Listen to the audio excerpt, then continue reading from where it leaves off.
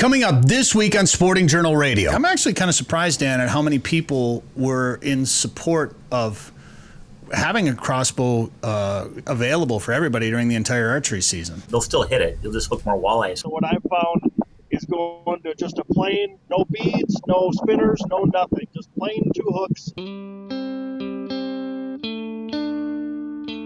I fish, I hunt, and always will. Broadcasting from the Eau Claire Outdoor Studios. Presented by OnX. Know where you stand with OnX. We're not just a radio show anymore. This is Sporting Journal Radio. That's right. Welcome to the show. I'm Bret Amundson. Thanks for tuning in on the network, by demand, or watching this on YouTube. That's Dan Amundson right over there. Dan, how you doing? Hey, everyone. David Eckhardt right over there. David? Hello. Good to have you back in the studio. Yeah. You've been busy. I have been busy. It's been a busy summer. Yeah, like last week, I'm like coming in. He goes, "No, I'm siding my house." Wow, that sounds terrible. It was hot. And then Friday, what did we went and built a sidewalk at Tony's house. Poured concrete on Friday, and it was I think it was 150 degrees that day. It was quite warm. Tony asked us all to come help him pour concrete and make this sidewalk. So Dan and I and David all go over there. And it was basically me, Tony, and Dan sitting around drinking beer, watching David finish. Get heat stroke. Yeah. I think I drank a gallon of water that morning. Jeez. And David, nobody drinks more beer out of this group than you. Well, I don't know about that. Yeah, way to just make him sound like an alcoholic on the radio. His grandma listens to this show. Oh, sorry, Grandma. Jeez. My point being, like, I enjoy beverage. We're like, all right, let's have another beer. And David's like, oh, let's have a water. Yeah. I'm like, who are you? I think I'd had one beer. I'm like, I need like 4 more glasses of water. Which was the smart thing to do. What? Yeah. But I was like, is he sick? Like I said, we were all whispering. That's right. He's got cancer. Yeah. Wow. Nope, That's just really heat quick. exhaustion. Your grandma listens to the show. No, he doesn't have cancer. He doesn't have cancer. Just heat exhaustion. Well, you did a good job. Nice work. Well, we all supervised, 3 supervisors, and David, the one that knows how to do it, getting the job done. So it's good to have you back in the studio. In any case, Randin Olson is going to join us this week to get a fishing report. He's actually, at the time of this recording, pre-fishing for the tournament on Otter Tail Lake on Friday, July 7th. And then Joe Henry is going to break down. So we talk a lot about fishing crawler harnesses and spinners, but there's some little nuances to it, like sizes, different types of blades, crawler lengths, things like that. Joe's going to break down some of that and talk more about Lake of the Woods coming up in a little bit. And then we'll get into like some food plots. David, you've been busy working on food plots, so I want to talk about what crops are like right now because it's crazy. We walked through, and I guess Dan had the same idea I did. It was separate, and I think I beat him to it. But all the corn around here is like 8 feet tall. Yep. So knee high by the 4th of July. It's a pretty old adage. It was Andre the Giant by July 9th. Something like I'm going to make a new phrase for it. Good job so far. Yeah, it's terrible. Andre the Giant by July 9th. I'm going to make a new one. Cool. Yeah, thank you very much. So we'll talk about some of that. But first, Dan, who are the sponsors? Going to open a beer. Now I got to do this. Week. Live Target. Match the hatch at livetargetlures.com. Lake of the Woods Tourism. Lake of the Woods is the walleye capital. Plan a trip for this summer. That says winter, but I'm going to say summer at lakeofthewoodsmn.com. Haybell Heights Campground and Resort. Book a trip to Devil's Lake. Learn more at haybellheights.com. Otter Tail Lakes Country. Find your inner otter at ottertaillakescountry.com. And Prairie Sportsman. We wrapped up the new season, but you can watch episodes anytime at prairiesportsman.org or the Prairie Sportsman YouTube channel. And, of course, Onyx and Eau Claire. Thank you very much, guys. Lucas Mertens, by the way, had a birthday this week up at Haybell Heights. Happy birthday, Lucas. Appreciate you being part of the show. That was really loud. That was fair. Wow. Jeez. Who's in control of that? Also, iCast is this week or coming up this week. So next week on this show, I'm sure we'll talk about some of the latest and greatest products at iCast, like the new Cast King iReel. They're debuting this week at iCast, and we've been working with some of the iCast products. For guys that like to keep track of stats, especially like tournament guys or people that want to really break down to figure out how something is performing, what this reel does, David, is it tracks like the distance of your cast. It tracks how fast you're retrieving. So all these stats. So if you're trying to figure out, like maybe, we've all been there where we're in the boat with somebody else. We're using the exact same gear and you're getting outfished and you can't figure out what the deal is. Well, there might be little nuances like he's retrieving faster, he's retrieving slower, or he's casting farther, getting away from the boat a little bit. This reel will track all that. It'll work with your app, connects via Bluetooth. It'll track all those stats for you and compile so you can break down, okay, I guess I was reeling slower than him the whole time, and that bait needs a faster retriever. The fish were more active that day. In any case, so they'll work with, they've got these glasses now that you can, it's crazy, these new glasses, you can listen to music. It'll connect to your phone, and you can listen to music through Bluetooth, and if depending on how loud your volume is, you can sit and listen to music through your sunglasses, and the other guy in the boat won't be able to hear it. Wow. Like, how crazy is that? And then it'll work with the reel, too. So we're going to learn more about that iReel, and you'll hear about it at iCast and a bunch of other products, I'm sure, this week as well, too. And we'll put some stuff on our YouTube channel, I'm sure. Make sure you subscribe to the Sporting Journal Radio YouTube channel. And while you're there, go to the Fish Hunt Forever channel, where we've got some new videos up, including, if you never saw it, we went to, after iCast last year, we went to Disney World. So we were at the Live Target booth last year. And we're telling everybody about the new products from Live Target last year. And these two guys walk up, and I look at them, and they got name badges that say Disney. I'm like, what are these guys? These guys are running the Tilt-A-Whirl or what? Tilt-A-Whirl? Really, Tilt-A-Whirl and Disney World? Disney carnies. So, who are they?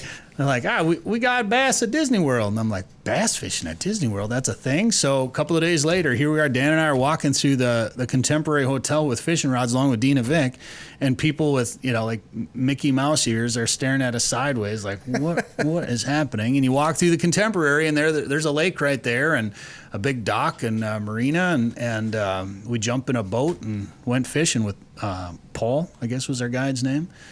And it's like 2-hour shifts, which was fine because it was like 110 degrees or something that day. We were fishing in the afternoon. But we caught some bass at Disney World, and you can see that video right now on the Fish Hunt Forever YouTube channel. So, David, it's been hot. We're into July here, a week into July. And the old knee high by the 4th of July, that, I put that on my Snapchat story, and then our buddy Dewey snapped me back, goes, yeah, that hasn't been accurate in like 20 years. Probably more like 40 years. So that's just a change, is it just a change in farming practices, or is it a change in weather patterns, or what do you think is changing that? It's a change in farming practices and genetics of the crops we're growing now, compared to the old conventional corn that they were, planting with 4-row planters till June 1st, So it had only been in the ground for a month, so they're hoping it's knee high by the 4th of July. But I feel like everything is a little ahead of. Did you plant early this year, or is it just because it's been dry and hot that corn's really growing faster? I think it's more the early heat that we had and good moisture in the spring, and now the moisture's slowed down. We've gotten rains when we've needed them, but a lot of the state's still kind of on that drought stage. So finally some rain this week. Yeah, desperately needed. It was weird that one morning Dan woke up and I'm like, wow, it's raining, and I looked out the window to the east. I'm like, oh, it's bright and sunny. I looked out and it was 5:30 or 6, whatever, when the sun's already up. I looked out to the west. Oh, it's sunny. It's pouring at the house. Yeah, so it was like one rain cloud. Yeah, super spotty rains this year. So. But and there's obviously the farmer's corn is important and all that, but I'm thinking of the food plots around my house. The corn is looking pretty big. How are your food plots doing? They're doing good. I need to get out and check them and see if they need to be sprayed again for weeds. But it's amazing how fast you drive that 4-wheeler, David. Did you turbo that? Cruising. If you're listening to this, you should watch the video because we're watching David work on his food plots. Are you spraying right there? Or what are you doing? So I'm spraying, and then I let that die down before I worked it and planted them. So that was probably back in mid-May, early May when I sprayed that. And then, well, let's watch this one then. What are you doing here? Just spraying another food plot. Mid-May again? Yep, that was all the same day pretty much when I sprayed them. But I got all the corn and soybeans planted, and they're looking good. Now I need to stay on top of the weeds because there's been years past where I've got everything planted on time, but then get busy and don't get the weeds controlled, and then that takes all the moisture and nutrients, and then the corn doesn't get very tall or put an ear on or anything like that. So that's what happened to me when I tried to grow a garden. I definitely didn't weed it. Like well, I you should've. planted it and then went to Canada for like 6 months. So. Yeah, that well, my makes it camera tough. must have died. Makes it real tough. Dan's like the neighbor in Hey, in Home Improvement now. Hey, Wilson, What's going on? Hey, everyone. This is a professional show. just tip your laptop forward. Well, how about I put a new camera battery? Well, you could do that How about too, I put a new camera battery in? If you tip your laptop forward, we'll see your whole face. What's the fun in that? just really the top of his head. wanted us to see that live target ad. Well, That's thanks, hilarious. Live Target, for sponsoring the show. Good luck at iCast this week. That's right. Well, it's perfect time to take a break, I suppose, and put a new camera battery in. All right, we'll get that fixed. We'll talk more food plots and some other important stuff, including some important donating causes that you can be a part of when we come back on Sporting Journal Radio. 852 million acres of public land, 147 million private properties, all in the palm of your hand.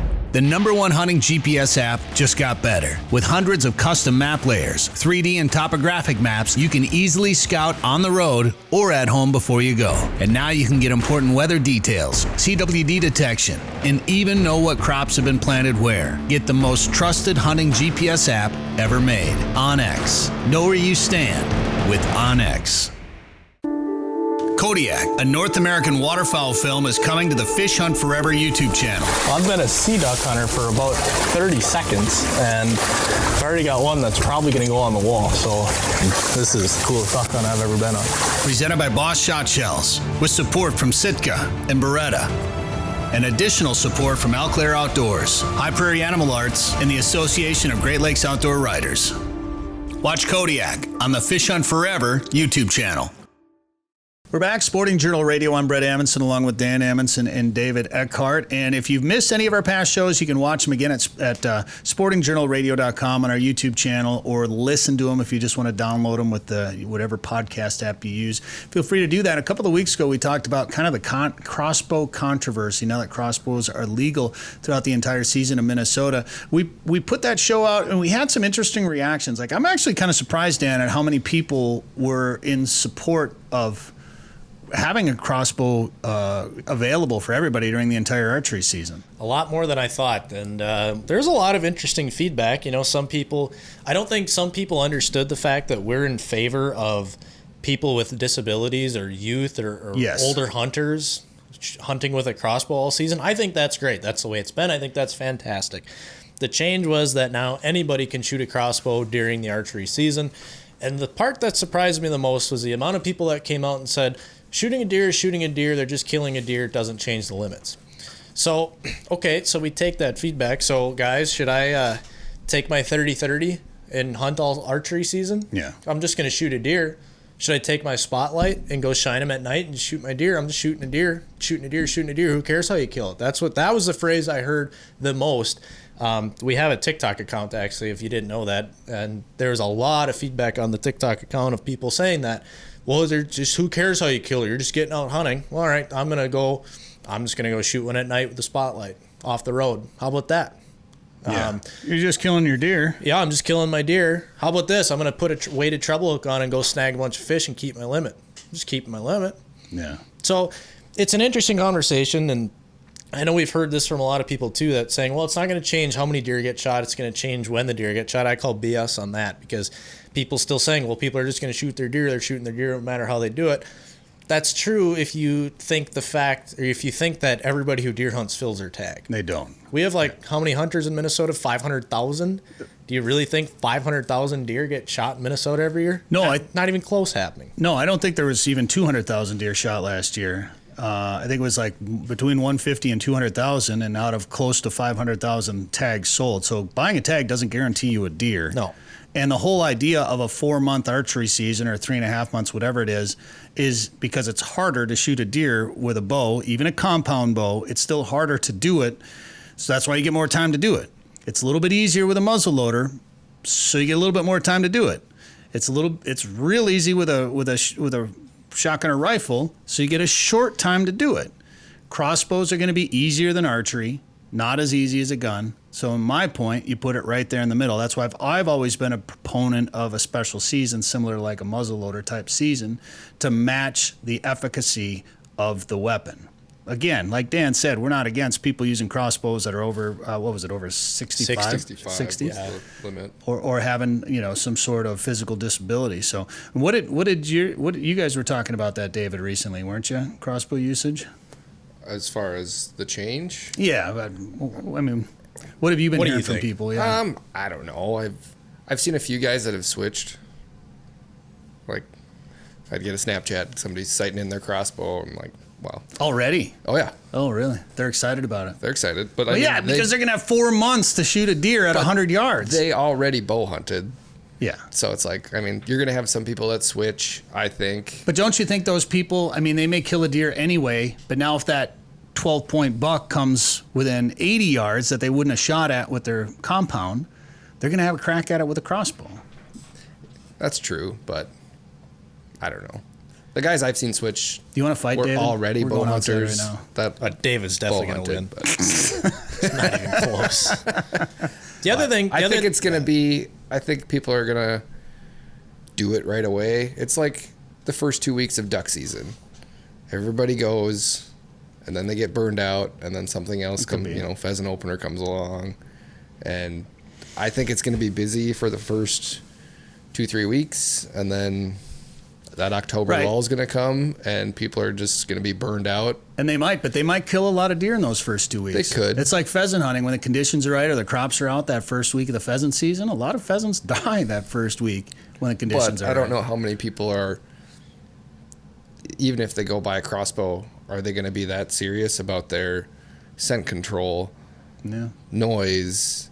Are deer even going to get close to them? Like, are they just going to be wandering the woods? Well, now they've got some extra range. They don't have to worry about them as close. But that's still, I don't know. people might have the rifle approach of, well, I just need to get it within 200 yards, and that's not the case. But Yeah. I don't know. The other argument, or people always were complaining to us about, well, united or divided we fall with hunters. We're all for getting hunters out in the woods by all means, but honestly, maybe we're jumping the gun on this. Maybe things will be fine. Maybe there's no change. I've heard from a lot of hunters in Wisconsin and other states that have had these rules for a number of years that say there hasn't been a change. So I guess we'll just have to wait and see, and maybe it'll be just fine. Maybe things will be normal, but I think we're right to be concerned. But I see the pros and cons. I'll say that. I wouldn't say I'm as concerned as you guys.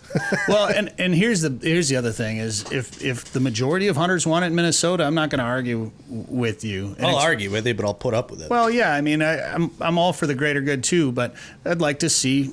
We'll give it a couple of years. I think there's a 2 year sunset on it. I think. Yeah. Oh, there is a sunset on it. Yeah, I didn't think there was one. Well, they're not. I mean, what's the only thing I've ever seen them really pull back and change has been the August Canada goose season. Yeah, but we'll see. I mean, the teal season's up for grabs after this season too, so we might see more of that. I'm glad to hear there is one. I didn't know about that. Yeah, I think it's 2 years, and Yeah.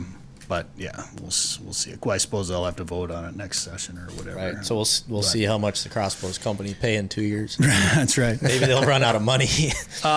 New article at sportingjournalradio.com about the elk update, the elk restoration in northeastern Minnesota. I'm excited about it. A lot of biologists are excited about it. A lot of hunters are excited about it, but I think they're less excited about it because the wolf season isn't a thing, and they're worried that we're going to move 20 elk over to the northeast and they're all going to get eaten immediately by wolves. Did you see the Facebook comment from one guy when he posted this blog? He was like, 18 wolves liked this post. Yeah, I did see that. That made me chuckle. And it's a legitimate concern, and that's one thing that I brought up in that article is like it remains to be seen. But I did put stats from when Wisconsin relocated and reintroduced elk in Wisconsin, and they've got wolves, not as many as us, but they've got some wolves and they got a lot of black bears. So they had, I think that first year there were 74, I think, elk calves born. Well, not that first year, but I think it was 2019 or 2018. The stats came out of 74 calves born. I think 38 of them died, and only 9 of them were from predation from other animals. So there are some stats, but then again, they also had, 300 some elk in the state versus, if they want to move, I think 50 or 60 that first time in 2026. But it all depends on what elk numbers are at in the Northwest state part of the state, because that's where they have to get the elk from. So remains to be seen, but I'm excited about it, man. I think it's a great idea. I hope they survive the predation. I think they will, but it might be might need to build the population up a little bit. Moose are hanging on still. We saw more moose a couple weeks ago, so yeah, they're there. Basically saw 4 of them up on that Gunflint area, and we've been taking trips up there pretty much our whole lives, and there was a number of years we didn't see any moose. So I haven't seen a moose in Minnesota since I was 6 years old. Yeah. So till this couple weeks ago. Yeah. That's great. All right, real quick, just want to talk about the Fish Hunt Forever store. We're giving back. Min Fish had a real good year for advocacy this year. Of course, it helped that we had that giant surplus in Minnesota. They advocated for $60 million for fish hatcheries in Minnesota. They got $55 million of it. That was partly because of their work. They asked for $50 million for public water accesses. They got $35 million plus $3 million for 2 new accesses. They got $5 million for shore fishing and piers. They asked for $115 million towards fishing in Minnesota, and $98.1 million was approved. So they were very active this year for advocacy for fishing in Minnesota, which is great. So that's why we're going to give back during the month of July. When you purchase something in the Fish Hunt Forever store or Sporting Journal Radio store, find it at sportingjournalradio.com. We'll give 15% of all our sales in the month of July to Min Fish. So I love it. Yeah. We're here to help out those that are helping keep the outdoors around for future generations. So find out more at sportingjournalradio.com.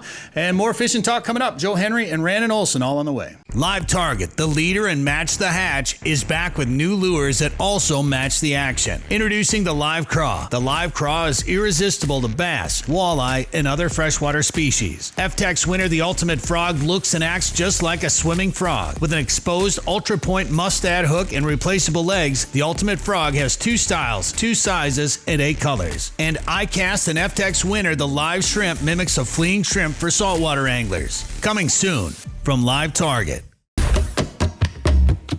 Northern Minnesota's Walleye Factory is a year-round world-class fishing destination. The perfect getaway this summer is just a short drive to Lake of the Woods. Fish Big Traverse Bay, the Rainy River, or visit the unique Northwest Angle. To catch big fish, you have to go where the big fish are. Plan your trip to Lake of the Woods at lakeofthewoodsmn.com. That's lakeofthewoodsmn.com. All right, now we're going to head up to Otter Tail County and check in with Randin Olson from Lockjaw Guide Service, who's on the water as we speak. Randin, how you doing? I'm doing pretty good. It's a little breezy out here, so apologize if there's some wind noise, but can't beat it. I'm sitting out in the lake. Yeah, well, I mean, if you're going to be out there fishing, giving us a fishing report from the lake, we'll deal with a little bit of wind noise. That's all right. How's fishing been? It's been pretty good for the most part. A few of the lakes are kind of in a lull, and then the other lakes are going pretty hot. So listening to kind of reports is a big deal right now. It's the time of the summer where some lakes go hot for a week or two, and other lakes are dead for a week or two. So local knowledge will get you a long ways this time of year. And then on Friday, the 7th, you're fishing in a tournament up there? Yeah, we have Lundmania, so it's Lund-only boats in the tournament. So it's a pretty cool tournament. I know Tony Roach will be up here, and a lot of other big-name guys will be out here. So worst-case scenario, I get to watch them catch fish. You've been fishing in that for a while, haven't you? This will be my first year in this tournament. Oh, it is. I've been trying to get into it for a while, but it's a hard tournament to get into. Okay, so we need to thank somebody that dropped out then, is what you're saying. Yes, sir.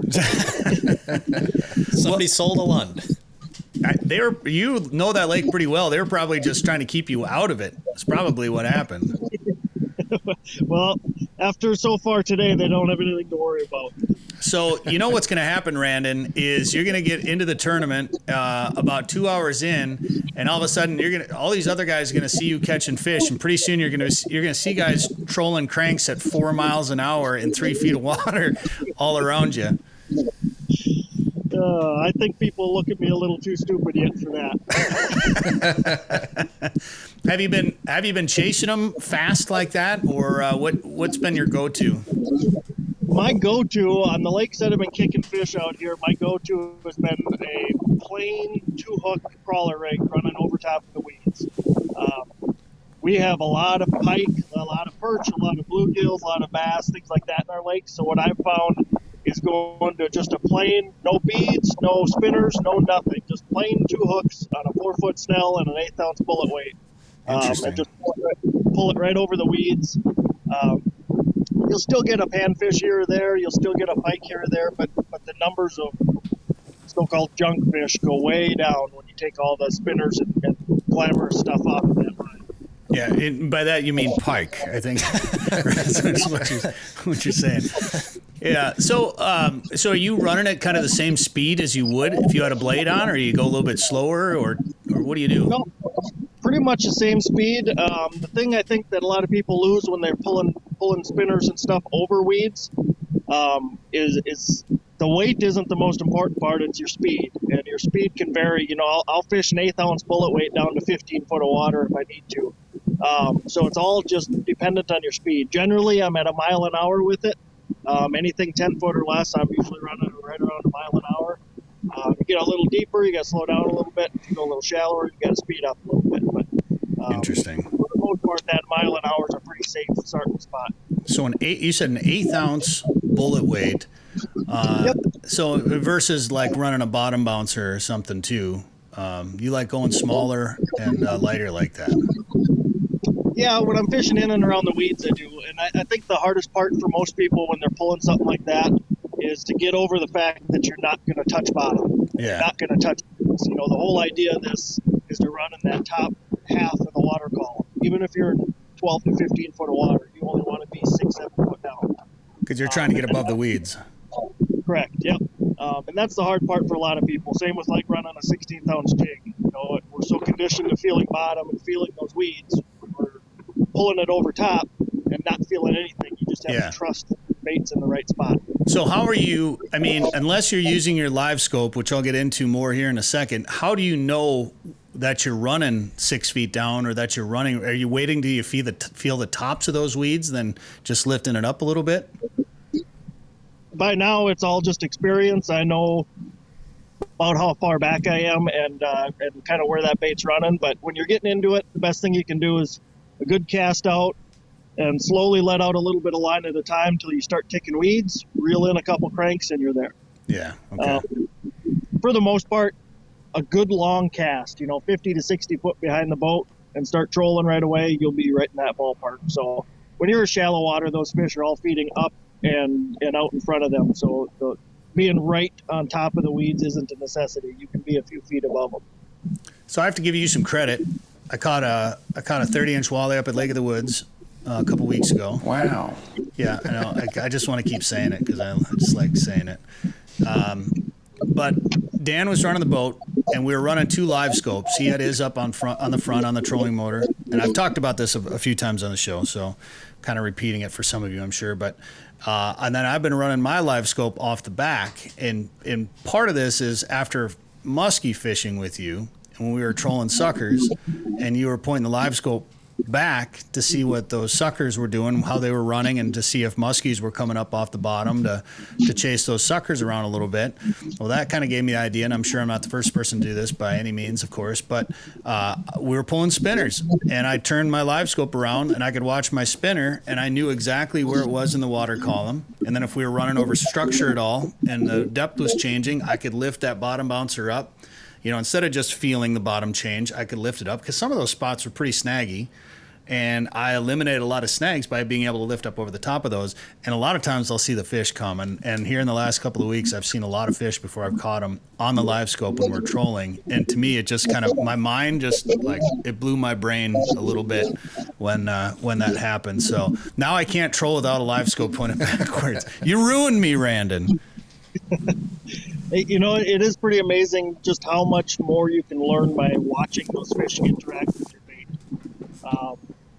Today's a good example. I'm not catching a bunch today, but I've been on a lot of fish, and I've tried to slip bobber them, and I've watched all these fish just swim up, look at my leech, turn around, go back down, swim up, look at my leech, and they just kind of keep repeating that. So, a normal day you'd say, well, maybe they're not here, they're not biting or whatever, but they're there, they're interested, but I just got to tweak a few things and figure it out. And you have that ability with that live imaging just to really pinpoint what they want.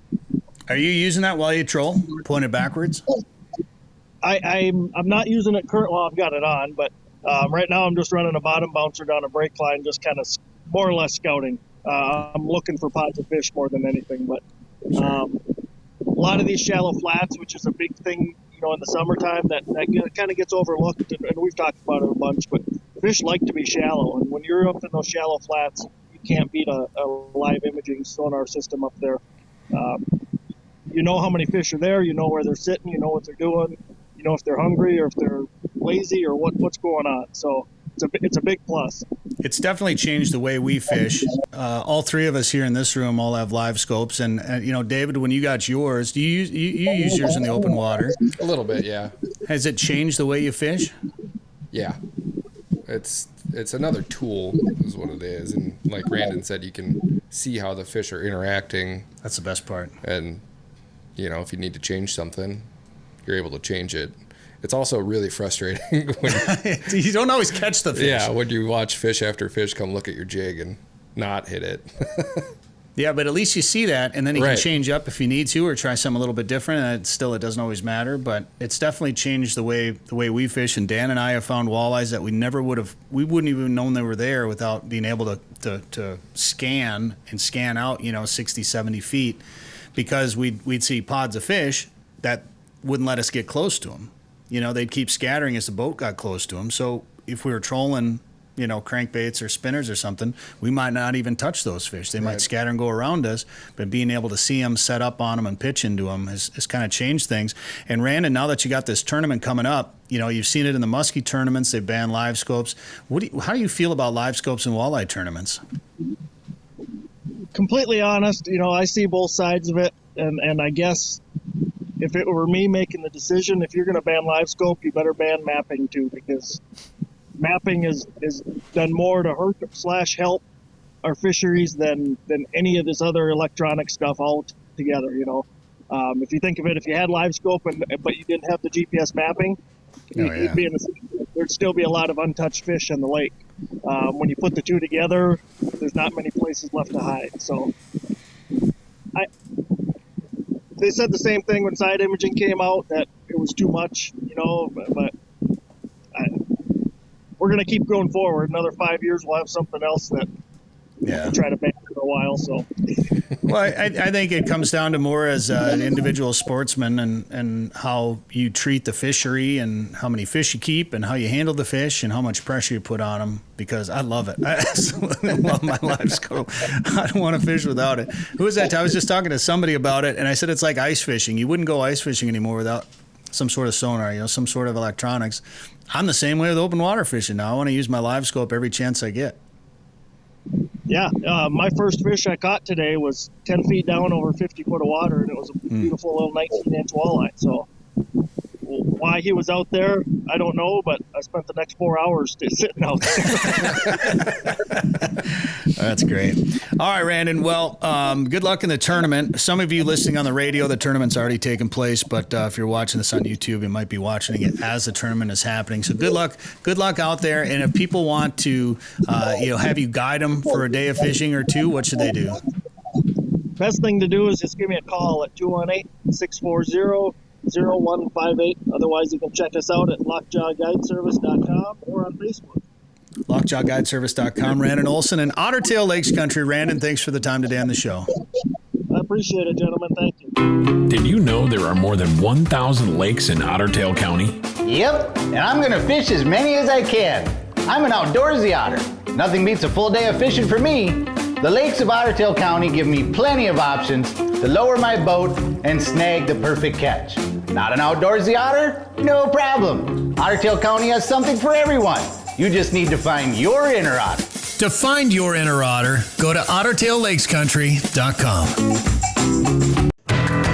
Devil's Lake is legendary, and this summer has been legendary for walleyes. Don't miss out. Call Haybale Heights Campground and Resort today to book one of their modern cabins on East Bay. The cabins are furnished with a full bathroom, kitchen, and all the amenities like high-speed internet and are clean following CDC guidelines. Staying at Haybale Heights gives you full access to a private boat launch, fish cleaning station, and beach area. Learn more at haybaleheights.com. That's haybaleheights.com. Plan your trip to legendary Devil's Lake today. All right, this is Sporting Journal Radio. I'm Bret Amundson, along with Dan Amundson and David Eckhardt. And Joe Henry is our guest now from Lake of the Woods Tourism. Joe, you're back off of a quick trip up to Lake of the Woods, it looks like. Yeah. We shot up there just for a short time and had a chance to film some Midwest Outdoors TV with you guys. Are a good buddy with Greg Jones, of course, I know, and you know Greg real well. But we went up there. I just refer to him as the guy on the Buffalo now. Yeah. Well, so Greg is he's been a host of Midwest Outdoors TV for a long time, but he works with a lot of different companies, including different kind of resorts throughout the Midwest and destinations throughout the Midwest. And we shoot TV once in a while to promote our destination, of course. And but Greg's also a tournament angler, and Greg is a good fisherman, and he's just a very down to earth good guy. And you guys are talking about his musician ability. Yeah, I kid around. I kid around with Greg. I said, Greg, and of course I'm just kidding around when I say this, but I tell him, I say, Greg, it's you music people, man. You always get the gals. I mean, those gals are just infatuated with musicians. And he looks at me and he smiles. He goes, "You know what that is, don't you?" And I go, "Well, it's certainly not looks." And he laughs. But he said, it's a transfer of emotion, and there's probably a lot of wisdom to that. And you think about even just influencing people's behaviors and all the things we do for marketing, and the transfer of emotion and imposing upon people's subconscious and staying in front of people, and all those things are just a human nature thing. I thought that was kind of funny, but at the same time it was kind of deep. And that sounds real deep for Greg too, actually. And you ask any guitarist, that's the only reason they learned how to play guitar. They like music, but all right. Brett, just out of curiosity, do you play the guitar? I do. Badly. But let's be honest, I didn't pick it up. So you're really telling your own personal story then, is what you're telling. Oh, yeah. Pretty much. But you guys, Greg is a great angler, and you guys caught some nice fish, some nice perch you caught up there, too, it looks like. We did, yeah. You know what we did, you guys? We wanted to shoot a summer TV show, and we did it out of my personal boat, although we talked a lot about the charter boats because that's a big part of Lake of the Woods. Just the charters, you guys, are just so easy. You drive up with a few people, you step aboard, everything is included. These charter captains, man, they are the true professionals on Lake of the Woods. They are dialed on what's going on with the fishing right now and what the fish are doing and what they're feeding on and what colors. And I mean, they're good, and they will put you on fish and give you a very quality walleye fishing experience. And they bring you back in at 5 o'clock. They clean your fish for you. It's just a really nice experience. Now, to contrast that, we did my boat, a personal boat, and we wanted to just show that part of it too, right? Because a lot of people bring their own boats up to Lake of the Woods. A lot of boat ramps. We have a lot of great resorts that you can pull right up to your hotel room or cabin, plug right in, and have the boat right outside your door, which is nice. And we pulled spinners. And in the summer on Lake of the Woods, pulling spinners is a super effective technique. And we pulled spinners with 2-hook harness with crawlers. And a couple little tips when you're pulling spinners, Brett. Me. I mean, I'm a little bit detail oriented when it comes to pulling spinners because I think those little details make such a big difference. We were using a 2-ounce bottom bouncer, and that 2-ounce bottom bouncer allows you to pull a spinner or drift a spinner if you're not trolling in anywhere from 5 feet of water all the way down to about 30 feet of water, so you can work breaks real effectively. I try to keep a 45-degree angle when I'm pulling a spinner. You have full control of it. I don't want to be dragging it in the rocks or in the sand or in the mud. I want to be able to touch the bottom and then keep that bottom bouncer off of the bottom. And then, average speed is going to be right around that 1.25 miles per hour is my go-to. Certainly, sometimes you drop down to less than a mile an hour. Sometimes if the wind pushes you, if you got to turn, you might shoot up to 1.5. But I'll deal at 1.25 is where I'm at. And then, of course, when you're pulling that spinner, that the vibration affects that walleye's lateral line, especially in the stained water of Lake of the Woods, so they can really hone in on it. That flash really attracts them. And then, of course, you have that crawler on that 2-hook harness. That crawler is just vibrating like there's nobody's business. And then that scent of that crawler on there. So you got all those things working for you. And you're also covering water because you're going at 1.25 miles per hour. So we decided not to go in the big basin. There's a good bite going on in the basin in the deep mud right now. There's a lot of different hatches going on with insects. A lot of walleyes are out there.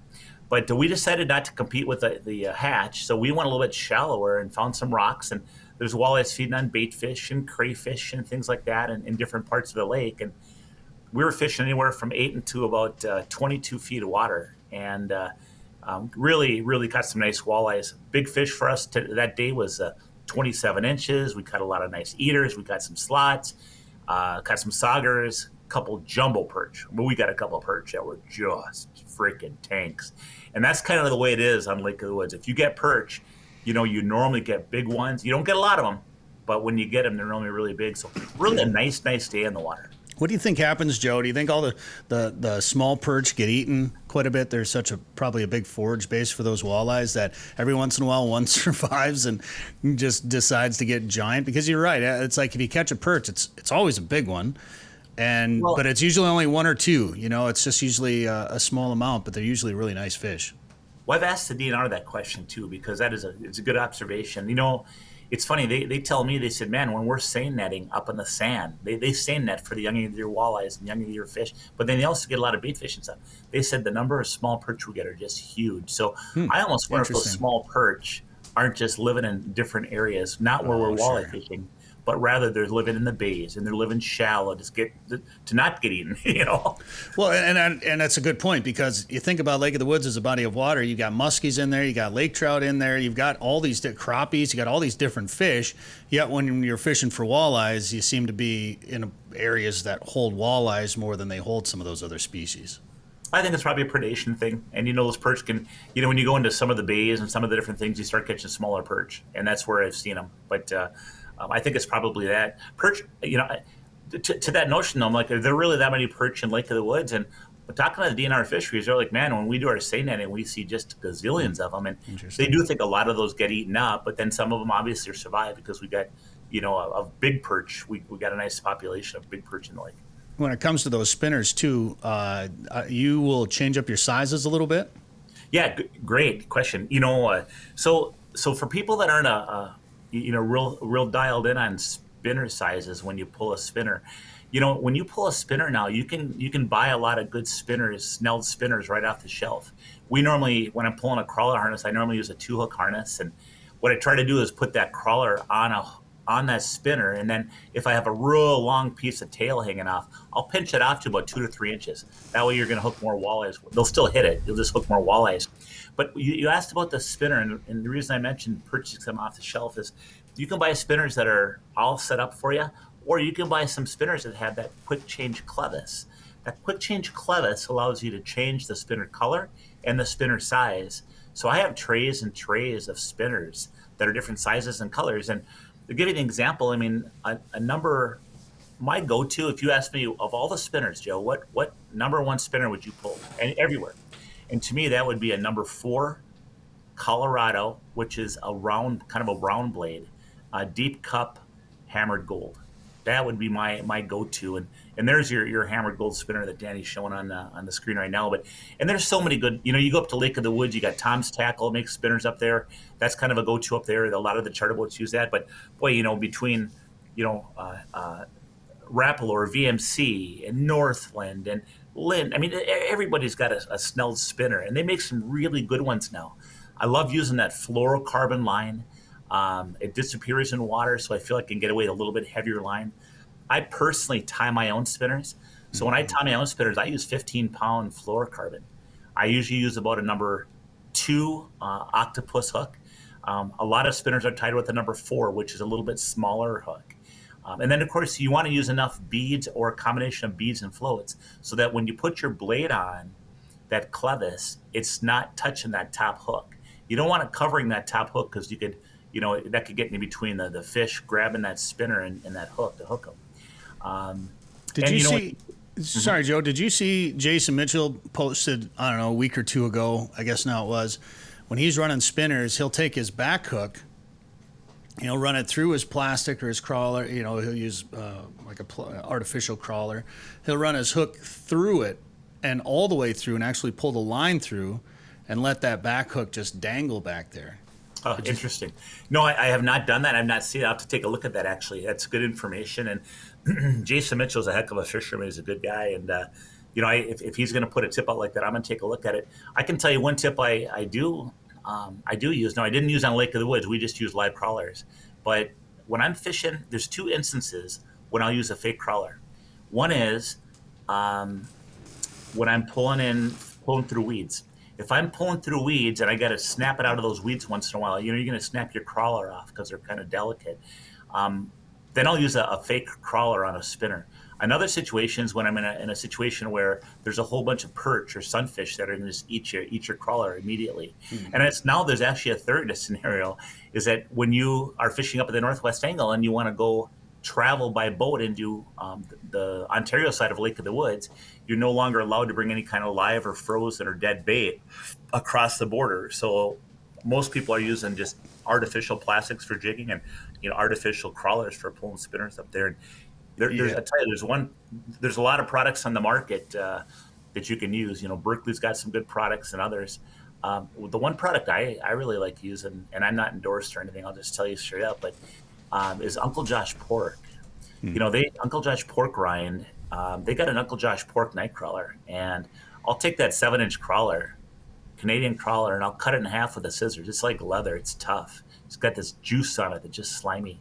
What I'll do is I'll use a 2-hook harness, and I'll have just a little bit hanging out that last hook if I cut that worm in half. And I'll tell you, that's kind of my go-to when I'm pulling spinners. And I know that Corey Springle, who's a pro who works with Berkeley, has actually developed a crawler for pulling spinners for walleyes that's kind of gets unique tendencies. I have not tried that yet, but Corey had told me about it when I did seminars alongside him or at a sports show. So it'd be interesting to take a look at that product too. There's a gulp crawler, and if Corey developed, I got a feeling that's probably got some good merit to it. Yeah, and Northland's got their new eye candy. They got some crawlers too. So there's a number of artificials. Honestly, Dan and I have been fishing a lot this summer, and I don't remember the last time we had live bait in the boat. Opener maybe. I'll buy minnows still opener sometimes, but yeah, otherwise it's kind of fun. I don't have to worry about finding dead crawlers in my boat anymore or leeches or anything. And we smell. And we've done just fine on them. Like we were on a trip. We were in Ontario actually, and so I don't think anybody. They got crawlers up there? Yeah, because the resort we were at could sell them. They were getting them. They had a way we could buy them from the island. They're in Canada, so they were legally purchased by our group. And guys caught some big. There's like a 32.5 caught on either a leech or a night crawler. So there's no doubt that you can still catch a lot of big fish and a lot of fish on live bait. But it was really nice not having to deal with it for us. Yeah, but there was also I think a 29 and a couple of 27s and maybe there was another 30 that were all caught on artificial. Plenty of big fish caught on artificial too. It was enough to the point where nobody said live bait outfished the plastics, but it's all personal preference thing. Sure. And honestly, what it comes down to, I think, is what you're confident in. If you're not confident in a plastic, then I wouldn't use it because you don't catch fish if you're not confident in it. Well, one thing I'll say is, that, one of the tips I see most people, I use a 2-ounce bottom bouncer, and I see people going a lot lighter. And that 45-degree angle, the angle of the dangle, as they say, that's really important for catching a lot of fish and also having control of your presentation. I think that's a biggie. I think the other one is people put a whole crawler on. Do you guys see how much of that crawler is hanging off that back hook? Right. You got so much crawler. Yeah, they're hit it, but half the time you're going to miss that fish. Man, if you got that just a little piece of crawler, I'll pinch that crawler off, and if my crawler is long enough, I'll save that second half and use that the next time I need to put live bait on. But otherwise, I'll just pinch it and throw it in the water if it's too short of a crawler. But I'll tell you something, you'll catch way more fish that way. Well, and I'll say, Joe, the 30-incher I caught up on Lake of the Woods this year was on a spinner, but it was on a plastic. It was artificial. So I have confidence in it now, and I'm excited to get back up to Lake of the Woods. And if if people want to plan a trip up there, maybe start thinking about fall or even winter fishing, or get up there yet this summer, what should they do? Check out our website, and that is lakeofthewoodsmn.com. Sporting Journal Radio is a division of Macaba LLC. If you've got a question, comment, or story idea for us, send us an email. Go to sportingjournalradio.com. While you're there, you can learn how to advertise on the show and visit our store for hats, hoodies, coffee mugs, and more. Go to sportingjournalradio.com.